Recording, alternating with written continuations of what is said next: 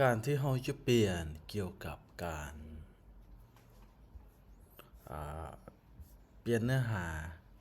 แล้วก็อัพข้อมูลเข้าเนาะและก็ในการเกี่ยวกับการเปลี่ยนแปลงในอ่าบอนติดต่อแล้วก็เป็น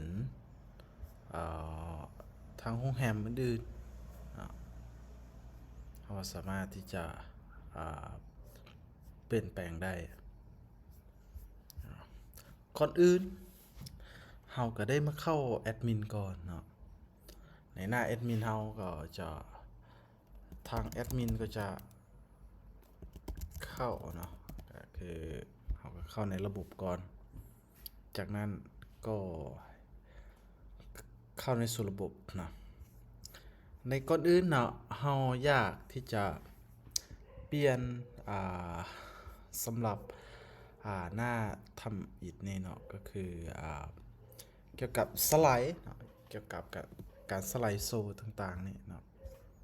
ก็คือด้านหน้านี้ก่อนเนาะก็คือหน้าโฮมเพจเนาะ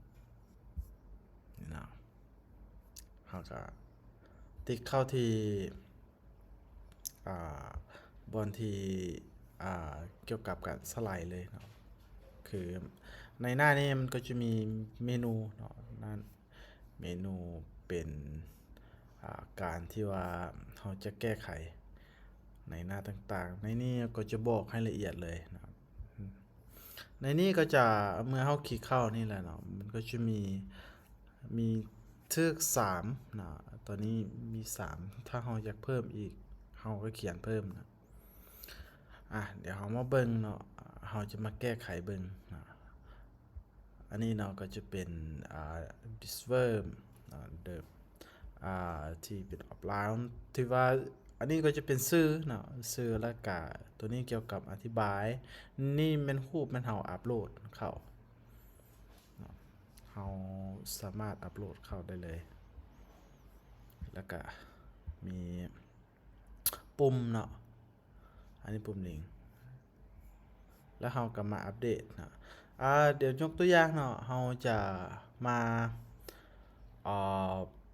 แก้ไขในตัวนี้ก่อนเนาะก็คือตัวทำอิฐนี่เนาะเราสามารถที่จะทำการเปลี่ยนชื่อได้นะเราก็คลิกเข้านี่เลยนะยกตัวอย่างว่าจะเอาเป็นแต่ในรายละเอียดนี่สิใส่แต่สำนี้นะแล้วหลังจากนั้นก็อัปเดตนะเมื่อเราอัปเดตแล้วมันก็จะให้ในการอัปเดตสำเร็จแล้วเราก็มารีเฟรชบันหนึ่งตัวนี้ก็จะเปลี่ยนนะรูปก็คือกันนะรูปก็จะ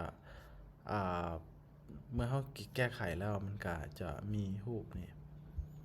ถ้าเราอยากเพิ่มเข้าใหม่เนาะเราก็ติ๊กนี่บัตรหนึ่งนี่นะเราก็พิมพ์ซื้อเข้ารายละเอียดแล้วก็อิเมจเราก็ปุ่มเนาะแล้วก็ส่วนอื่นเนาะนี่ก็จะมีลบออกแล้วก็มีการแก้ไขนะตัวนี้ก็เท่านั้นต่อมาเนาะเมื่อเราเลื่อนลงนี่ก็จะมีเกี่ยวกับข้อมูลเนาะแล้วก็มีรูปภาพทางข้อมูลเกี่ยวกับการท่องเที่ยวเนาะเราก็มาคลิกเข้าที่เราก็เลื่อนลงมาเนาะก็จะเห็นเนาะนี่เป็น about เนาะติ๊กเข้าปั๊บเนาะตัวนี้ก็จะมีเห็นเลยนะนี่ในสื่อแล้วก็มันจะมีเป็นพอปฟอร์มต่างๆเนาะอันนี้ก็จะเป็นรูปเนาะรูปเมียเขาแก้ไขได้รูปเขาสามารถเปลี่ยนได้กันเนาะรูปเนาะ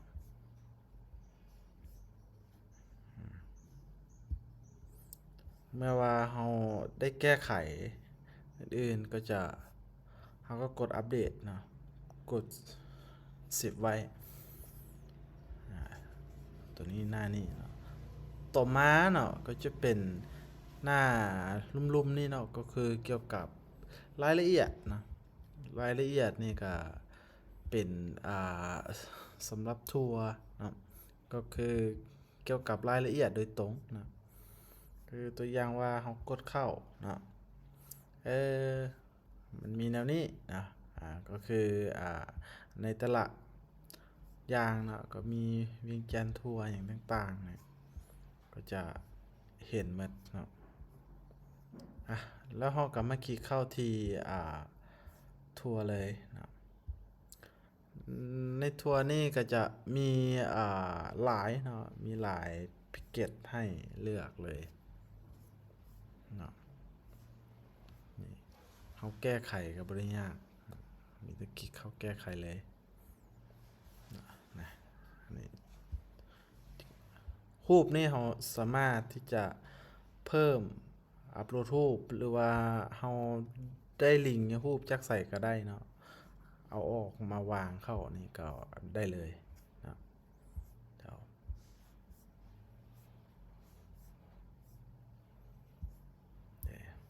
ต่อมาเนาะก็จะเป็นตัวที่ว่าสำหรับการแก้ไขเล็กน้อยเนาะก็คือก็จะมีหลวงพ่อบางจันทร์วังเวียงหลวงปางปักเซอย่างนี้เนาะตัวนี้ก็จะมี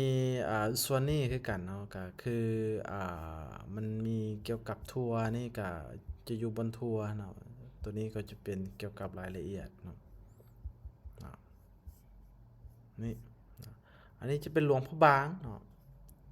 นี่หลวงพ่อบางเขาก็มาคลิกเข้ากดใส่เนาะมีซื้อไว้แนวใดเนาะเขาก็พิมพ์เข้าแล้วก็อัปโหลดรูปภาพใส่เนาะหรือว่ามีลิงก์ก็ได้ถ้าอยากเพิ่มเนาะในกรณีว่าเขาอยากเพิ่มเขาก็กดเข้านี่เลยมันก็จะเป็นละตัวใหม่แบบนั้นแต่เขาก็เบิ่งเนาะว่า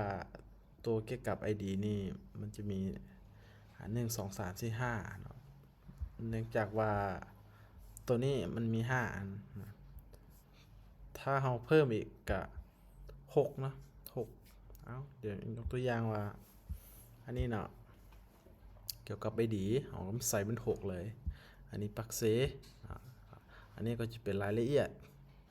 อันนี้ก็จะเป็นรูปภาพโอเค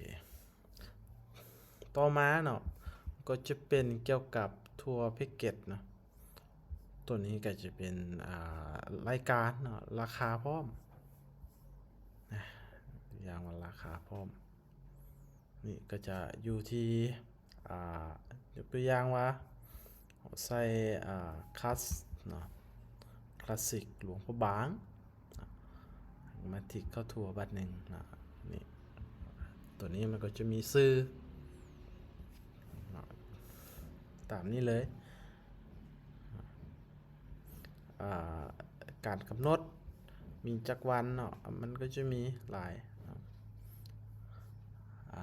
นี่มีรูปภาพมีอื่นเขาก็เพิ่มเข้าก็ได้เลยนะต่อมาเนาะก็จะเป็นเรื่องเกี่ยวกับนี่เนาะเดี๋ยวเรามาถ้าสมมุติว่าเราคลิกแล้วเนาะมันบ่มีอีหยังเราก็ใส่เป็น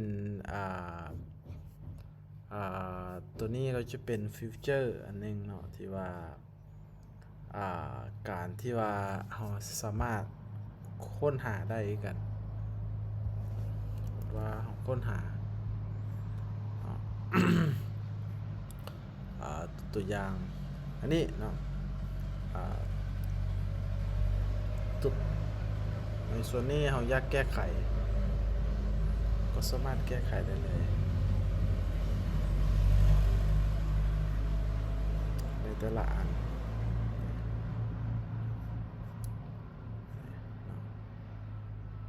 มีครบเลยนะ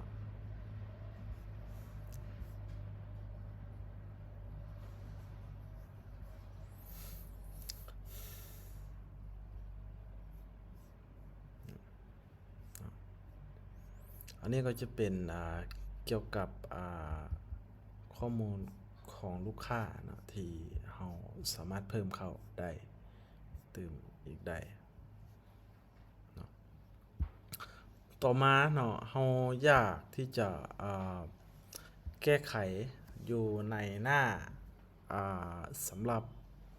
โรงแรมเนาะโรงแรมนี่ก็เราสามารถแก้ไขได้เบิดเลยในโรงแรมนี่ก็เราก็มาใส่เข้าที่โฮเทลเนาะอันนี้ก็จะมีเนี่ยนี่จะเป็นชื่อเป็นรายละเอียดแล้วก็อันนี้ก็จะเป็นรูปภาพเมื่อเวลาเราได้เพิ่มรูปภาพใส่แล้วก็เราก็อัปเดตมาเลยเนาะนี่ปุ่มนี้ก็จะเป็นในการอัปเดตถ้าเราอยากเพิ่มใหม่เราก็คลิกเข้าที่นี่เลยเนาะมันก็จะมีชื่อและก็อันอื่นเนาะรายละเอียดหลังจากนั้นเราก็เพิ่มเข้าเนาะครับ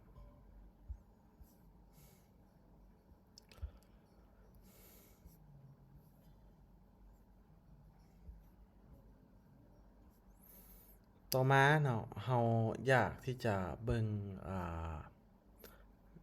แล้วก็มีส่วนใดที่ว่าเกี่ยวกับอยากเปลี่ยนเกี่ยวกับการติดต่อบ่การติดต่อเนาะการติดต่อนี่ก็อยู่ลุ่มพี่เนาะนี่เนาะ contract ข้อมูลการติดต่อแล้วเราก็มาเบิ่งคือเนาะอยู่นี่อยู่นี่ตัวนี้มันก็จะมีหมดเลยทุกอย่างแล้วก็สิมีอยู่ในด้านถึงนำเนาะอันนี้ซื้อเนาะแล้วก็มีเบอร์อย่างต่างๆอันนี้ก็มีหมดเนาะหลังจากนั้นเราเมื่อเวลาเราแก้ไขเราก็อัปเดตเข้าเนาะ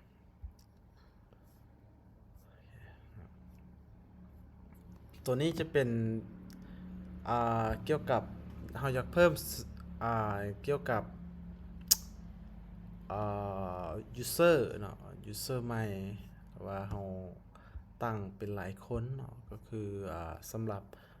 ผู้แก้ไขอย่างต่างๆอย่างใหม่ๆเดี๋ยวเรายกตัวอย่างว่าเราจะเพิ่มใหม่ว่าซั่นซะเพิ่มใหม่เพิ่มแอดมิน2เนาะก็คือนี่